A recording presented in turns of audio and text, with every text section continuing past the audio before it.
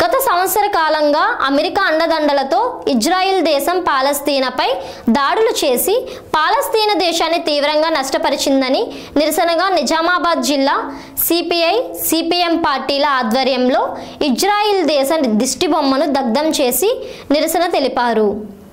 ఇకనైనా ఇజ్రాయిల్ పాలస్తీనాపై దాడులు ఆపి శాంతియుత వాతావరణానికి తెరలేపాలని ఆకాంక్షించారు.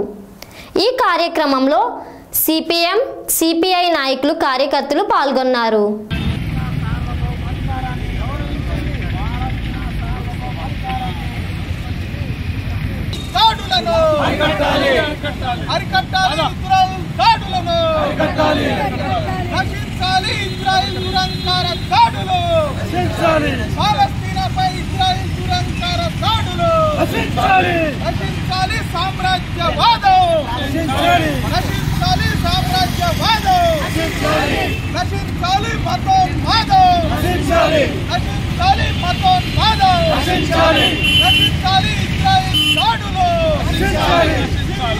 సంవత్సరం పాటు పాలస్తీనాపై ఇజ్రాయిల్ దాడులు చేయటమా? సంవత్సరం పాటు పాలస్తీనా ప్రజలపై ఇజ్రాయిల్ దాడులు చేయటమా? సంవత్సరం పైగా పాలస్తీనాపై ఇజ్రాయిల్ దాడులు చేయటమా? వర్ధిల్లాలి వామపక్షాల ఐక్యత, వర్ధిల్లాలి వామపక్షాల ఐక్యత. పాలస్తీనా ప్రజలపై ఇజ్రాయిల్ దాడులను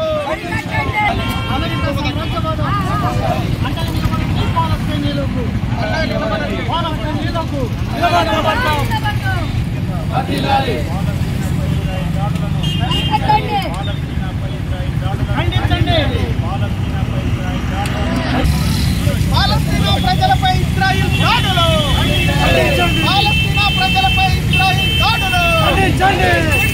సంవత్సరం పైగా పాలస్తీనా దాడులు చేయటమా? పాలస్తీనాపై సంవత్సరం పైగా దాడులు చేయటమా? పాలస్తీనా ప్రజలను పొట్టలు పెట్టుకుంటున్న అమెరికన్ సామ్రాజ్యవాదం, పాలస్తీనా ప్రజలను పొట్టలు పెట్టుకుంటున్న అమెరికన్ సామ్రాజ్యవాదం.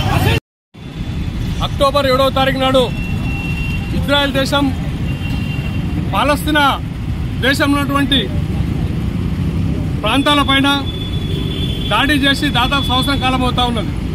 ఈ సంవత్సర కాలంలో 45,000 మంది మరణించారు. అదేవిధంగా ఇజ్రాయెల్ చేసినటువంటి దాడులపైన ఆ శిథిరాలపైన ఎంతమంది ఉన్నారో ఇప్పటికీ లెక్కలేనటువంటి పరిస్థితి ఉన్నది. ఇట్లాంటి దాడులకు అమెరికా ప్రోత్సహిస్తున్నది. అమెరికా సామ్రాజ్యవాదం కోసం ఇలా ఇజ్రాయెల్ను ముందర పెట్టి పాలస్తీనా మీద ఇలా దాడులు చేసి ఈ విధంగా చేస్తూ ఉన్నది. ఇలా పాలస్తీనటువంటి ప్రజలు భయభ్రాంతులకు గురవుతున్నటువంటి ఈ నేపథ్యంలో కేంద్ర వామపక్ష పార్టీల ఆధ్వర్యంలో నిరసన తెలియజేస్తా ఉన్నాం. దాంట్లో భాగంగా నిజామాబాద్ జిల్లా కేంద్రంలో కూడా వామపక్ష పార్టీ ఆధ్వర్యంలో పాలస్తీనాకు సంఘీభావంగా ఇజ్రాయెల్ను వ్యతిరేకిస్తూ ఈరోజు నిరసన తెలియజేస్తా ఉన్నాం. ఇప్పటికైనా అమెరికా సామ్రాజ్యవాదులారా మీరు దేశాలకు గొడవ పెట్టి ఈరోజు ప్రపంచ శాంతిని మీరు నాశనం చేయొద్దని చెప్పేసి సందర్భంగా ఇజ్రాయెల్ని కోరుతా ఉన్నాం.